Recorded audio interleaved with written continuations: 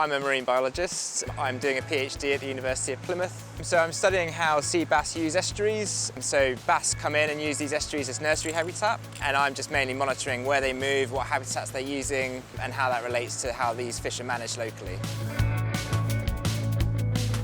Mainly just the fact that it meant something, that I was working directly with the people that were managing this fish, and what I do had a real positive impact on how these fish live locally.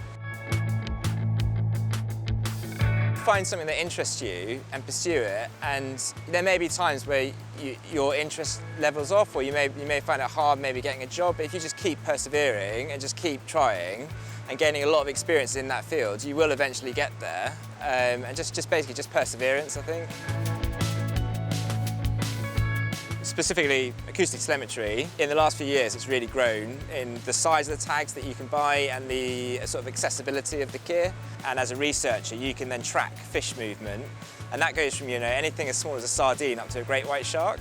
And in Europe that's just starting to grow now, so they're starting to build up networks of receivers out on the coast. And as a researcher that's really exciting because you get to monitor these really big movements of your fish. Just shows you this gear is really open for people just to work together, and you can get some really, really great, interesting stuff from it.